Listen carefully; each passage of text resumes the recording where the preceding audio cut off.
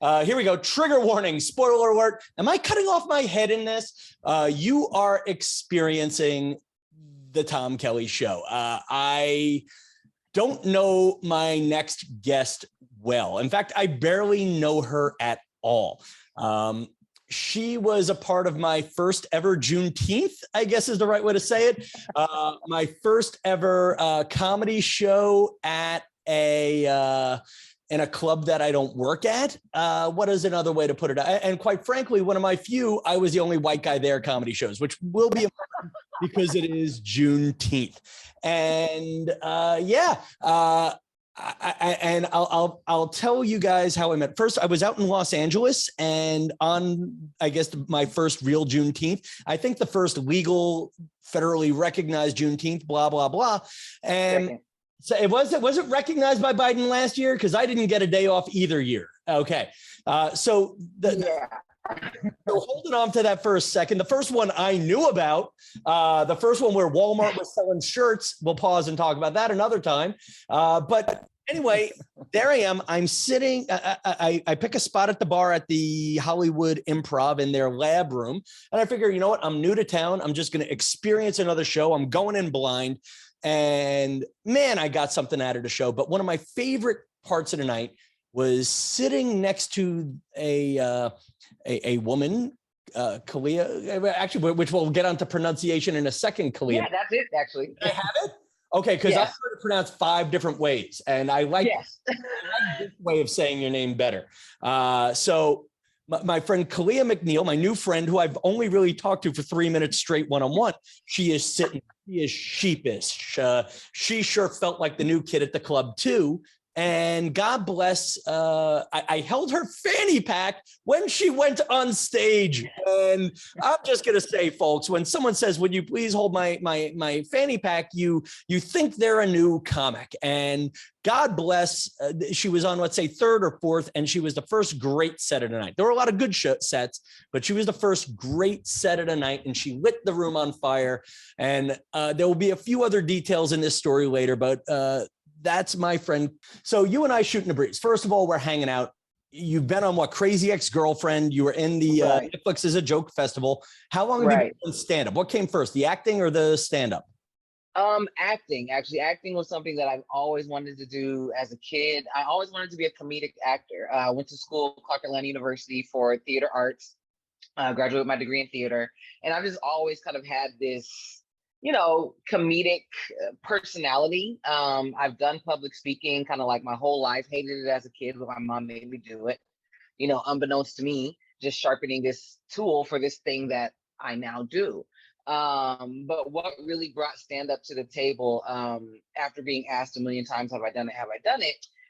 My first year and a half out of college, I got a job with Royal Caribbean. And I was a host and a DJ on board the cruise ship. So all the parties and, that's what I did. And while being on the ship, I watched a lot of comedy, a lot of acts, come on for a week or two, leave, kind of do their thing. And, that was pretty much it. And then when I got back to the States in January of 2012, I was like, you know what, let me give it a shot. So many people have been asking me about it. I'm like, screw it, let me just try it out. So I went up at the Laughing Skull Lounge in Atlanta. I did their kind of amateur night. And even then, I was very much so, if I'm going to do something, I want to do it to my fullest. Like, I remember I had a sweatshirt made. Like, I did all this extra shit for this probably 7-minute spot. I don't even remember how long it was now, like this little spot. Did that and was like, okay, cool, I've done comedy. Now I'm going to move to LA and I'm going to be an actor and I'm going to be a movie star. And that was fun, moving so you right did along. Once to ring the bell was your first time. Just once, get it over with. Just once, wasn't a comedian, just doing it just to do it. And then I got to LA. I moved to LA in 2013. Was working a corporate job. By kind of halfway through 2014, linked up with a guy out here who used to be on Def Jam, and he was running a show at this club called the Comedy Union. And we kind of ran into each other, and he's like, hey, if you can sell these tickets. Now, of course, I know he was just trying to get me to sell tickets to his shows. Fine. Yeah. But, how can I get that to benefit me? Because his whole thing was, if you sell, and you give me 10 tickets. If you sell these 10 tickets, I'll let you, warm up the crowd, Now, which I never had a host. here's Yes, a question for you. Did you have to sell the 10 tickets and they had to show up? I just had to sell the 10 tickets. Yeah, they That's didn't. all he said. Okay. Now, even back then, my business mind was already working because he gives me these tickets. There's no price on the ticket. So what I asked him, I said, well, how much do you want for these tickets? And he was like, well, I need $100 for the 10 tickets. Bet. So I sold the tickets for like $15 each so I can make my little bit on the side. Okay. And I did a lot of hosting, like I said, with Royal Caribbean and college, that type of thing. So when he's like warm up the crowd, that's kind of how I'm treating it. So I would go up, every other week at the Comedy Union and do his show. And it just kind of turned into, now I'm doing stand-up. I don't ever remember when the transition was that I consistently started doing it. It just kind of happened. There was a point where for about 3.5, 4 years, I produced my own shows because I cannot stand the open mic scene. Yeah, And I'm over that. I do not do it. I'm not saying don't do it. For those who do it, cool. It's just not my deal. I don't feel like sitting in a room listening to people talk about how much they suck. Like, I thought we were here to work on shit, not to. Okay. Like, I don't have time for that. And let's start with that. I like your positive vibe. Let's start with this. Yeah. So I met you on June. If we don't tell the people who produce, it was a new show. It was a 2-host show. I don't think the two hosts had such great chemistry, but they were they new to comedy, or I couldn't tell what their. No, I think I feel like there were just some off moments that night. No, I know they've been running that show since 2017. Okay, because it was something different that night. I couldn't tell if something was off because it was a little off. Yeah, and I don't want to knock it because I love the vibe there. Everybody was so inviting and fun, but I felt something was off. But I think everybody was missing your vibe, which is, look at you. You're not smiling, but you're smiling. Right. I got you. Yeah. Like there is a beam inside of you. I guess that's question one. What is that part of your shtick, being happy?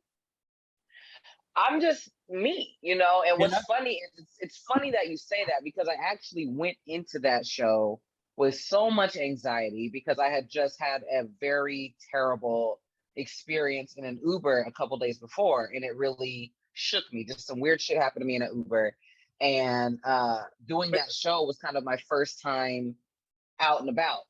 And then the fact that the show was packed, I was honestly, by the time you saw me, I was very uncomfortable. You were nothing to do with the show. But you and I were actually, that's what I would have said. I felt you and I were the new kids in class for a minute. And the worst part is we weren't though. And that's the thing. Like I had easy chemistry with you in a town that does not have chemistry. Everything was set up for me to be just fine, but I had my own shit in my head going on. Actually, can I ask you what happened in the Uber, or is that kind of rude? No, it's not rude. I had a situation where, long story short, drivers locking windows, child locks on doors, no longer going on course. Yeah, I had very much so feel like I was in danger, like where I had to nearly crack her back window to get out of the car.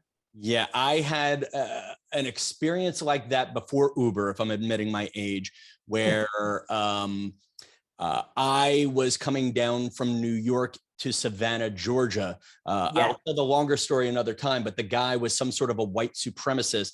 And when he heard I was a New Yorker, I just knew enough about Savannah that I knew he was driving in the wrong direction. He pointed to government houses, used the N-word twice. And I'm like, let me out. Yeah. And he wouldn't let me out. That sticks with you. Yeah. And that was, mind you, that happened on Thursday. This show was on Sunday. So I'm like, I was around a lot of people, it was packed in there. So it was like, by the time I got to you, I'm like, okay, Kalea, just calm down, do your thing. You know what you're here to do. Because I'm actually shooting a special next week. So all these shows are kind of leading up to that. And I'm just like, get out of your head. Let me order me a quick drink. And then it was, the fanny pack thing was, normally when I go on stage, I leave my shit in the green room. Right? Well, in the lab, there's no green room. And then it was so packed that I didn't want to just put it next to the stage, put it on the ground. So I'm like, hey, I don't know what to do with my hands right now. Can you? Yeah. Because I got a drink as well. And and you're like, this is a nice guy. He doesn't look like a fanny pack sniffer. I could be friends with him. And so yeah. here's the question. So let's start with this, and then we're going to get into your special and your comedy and where people can find you and whatnot. Sure. You were sheepish for the sake of the story. Then you had a killer set, and God bless, you were the queen of the room. Is that what it takes to clean off a near-death experience? I think, you know, I mean, I'm always very much so when I perform, I'm very cognizant of the fact that there's always going to be someone who's never seen me before. And just like I've never seen these people before. And I want them to leave with an impression that they had a good night. Even if they were like, it was funny, everybody was funny. I need there to be some type of correlation. But that girl with that one joke, what was her name? Then they start, you know what I mean? Like, yeah. I just have I want to bring the audience in with me. Like, I don't even begin until I feel like I have confirmation from the room that everybody's having a good time. And then we can get into it. So you and I share something. I've done a lot of hosting work to the point where it's become almost a crutch. I've done a lot of warm-up work at TV shows, blah, blah, blah. What I loved about your set is, not to be a narcissist, what I love about myself. Unlike everybody else who went out and did their quiet LA stories, you went out with energy. You made fun of a guy. You made fun of the raffles. It's going to sound weird if I rehash it, but there were Juneteenth themed raffles, and a white guy won the raffle, and you were in the damn moment. Okay. You're about to shoot a special. Will there be crowd work, or what I like to call those magic moments that make the show real? Will you be doing just material? Will you be doing crowd work? How do you build a fun act while you're also so rooted in crowd work? It's going to be, I mean, I feel like the way kind of, I guess, my style of comedy, it's a solid mixture of both. Because I bring everybody in this journey with me. You know what I mean? So definitely solid material, but live performance is live performance. So you never know how somebody's going to react, what somebody's going to say. And, you know, I'm very quick on my feet. So, you know, whatever it turns into is what it turns into. But obviously, you know, cognizant with the fact that we are taping, you know, this is being sold. So. Okay. Now, and I call it pre-show Kalea or pre-fanny pack and post-fanny pack Kalea. I love your confidence and warmth. I felt bad that I couldn't talk to you much because I'm a loud whisperer when I'm near the stage. Right. No, I get it. And so Kalea, as you know, and I were talking, I'm like, I can't talk in a room because I'm the guy who yells loud. I'm the guy who whispers loud. So you said, Tom, join me in the back. I'm hanging out with the producer, and I stand with you by the producer. Tell everybody what I did. What happened? So there's a comic on stage, Danny, who's doing a good job. And the thing is funny because Danny he wasn't on the lineup. He was just doing a quick guest spot. So oh God, okay. That's why to him it made sense. So Tom is chilling. We're kind of by the bar area, by the kitchen, and all of a sudden the lights turn on in the club. Like all of the lights turn on. And everybody's looking around, and Danny is like, "Oh, I guess I'm done." And then Tom realizes that he hits the light switch. Yeah. But in your defense, that's a very stupid place to have a light switch for the whole fucking club. Very stupid place. And I was paranoid the rest of the night that I was going to do the same thing. But you know what's funny? But you had a great line. You're like, Tom, it didn't happen.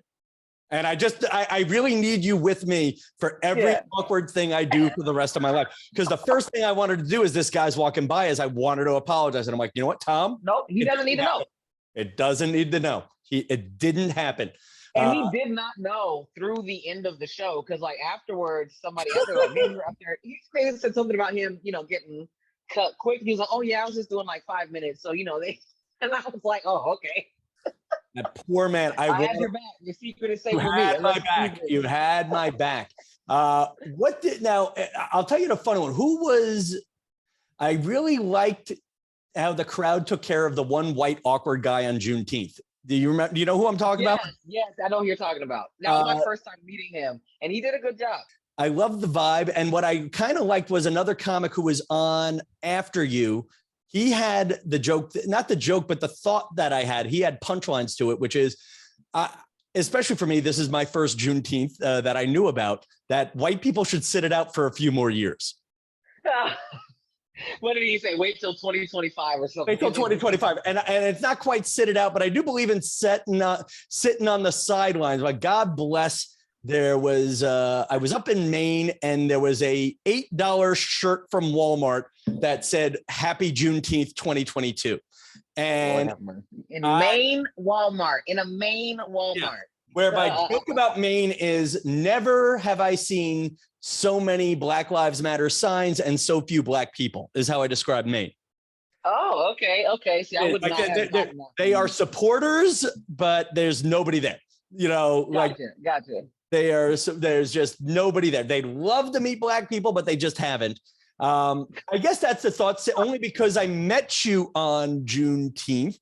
Right. Is your thoughts about the holidays and how white people should integrate it? Because I posted a TikTok about that shirt, and half my friends are saying, Tom, go buy the shirt. The other half are saying, Tom, don't buy the shirt. I kind of like the wait till 2025 theory. It's strange for me because I have, being from the Bay Area, I have probably celebrated Juneteenth since I was like 5 or 6. Weird. So, whereas I did not hear about it till 2 years ago. Right. No, it's so to me, it's very, I'm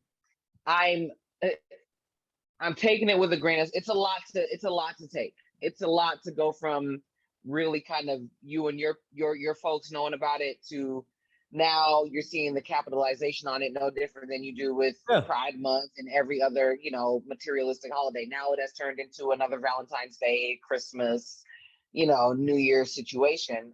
So that, do I have to send a card now too? It's weird because I had, white people tell me Happy Juneteenth, and I didn't know how to take that because I'm like, this holiday is about the fact that slaves in Texas thought they were slaves 3 years longer than they should have. Don't tell me happy that shit. Like, that's not a happy thing. Actually, how did you said you used to celebrate it? How did you celebrate it as a kid? Was there any? So we would, there would be, we would go to, I would always celebrate in Vallejo, California, city in the Bay Area, and we would do a march. There were always speeches. People would do public speaking. Obviously food, barbecue, that type of stuff. But because I was in this organization growing up called Jack and Jill of America Incorporated, and it's an African American organization, invite only, and we do a lot of social justice work. It's a very it's a cultural organization. It makes sure that you grow up knowing who you are. And we would go to a lot of these types of events, Juneteenth, things like that, and do, speeches or community service projects, things like that. Okay. And I think I just found the button I want on the damn show here. Is you just used a phrase, knowing who you are. And I know you meant it in a cultural sense, but you strike me as a woman. You said you were gay, right? Yeah. Yeah. Okay. You strike me as a woman who may have grown up as an outsider in certain ways, but God damn it, on stage, you know who you are. Very much so. My dad is a pastor. I was in, but it's like I'm a product of a divorce home. Nothing volatile. Like they are probably the best divorced couple. They don't fight. I didn't see any of that drama, whatever. Because then they divorced when I was very young, so I don't even really remember the divorce per se. But we were a church-going family. My dad is a pastor. My mom had us in church probably 3-4 days a week. We were there on Sunday, got there at 9:30 for Sunday school. Church service started at 11. You might have to go back that evening for some type of evening service. Bible study was on Wednesday. Her Sunday school teacher meeting was on Saturday, followed by choir rehearsal. So it was like I was always in church. I played sports, did all that type of stuff growing up, but I was always a tomboy. And I mean, I obviously, well, not obviously, but I did date boys, growing up because I liked them. I did like the boys that I was dating. I didn't feel like I was dating them because I had to or because I was trying to hide being gay. But I do know that I always felt different, about women and things of that nature. And it just wasn't something that I never had a family that shunned me. But it just wasn't something that we were having dinner table conversation about. Actually, are they cool with it now? Have they learned? My family's behind on certain things and they're getting there. I wouldn't say that there. I mean, my mom is not going to a pride parade, Okay. And not but everybody should. Not everybody should right. yet. But she accepts me, you know. But I'm not your everyday gay. You know, I don't do a lot of, and I think a lot of it is because of just the way I grew up and the way I was raised. There's a lot of things like that I don't really participate in. I don't feel like, you know, and it's no disrespect to anybody. I completely get self-expression, but you know, I'm a Black woman before I'm anything. You know, if something Okay. happens to me in the street, if something happens to me, you know, here or there, they're doing it because of my skin, not because of who I choose to sleep with. So I'm always going to stand on the forefront of Black rights, minority rights, you know, not, you know, before I'm on the platform for anything else, you know, and that's just kind of how it is. That's crazy. And I'm asking, and I didn't mean to make it this, but I feel like I'm learning from it. When you are several minorities in one, do you have to rank them? Like, you know what I'm saying? When you're knowing who you are, like you said, I'm a Black woman first. I didn't expect, I didn't know what to expect. I'm just surprised by the sentence, or that sentence makes me want to ask more. Do you have to?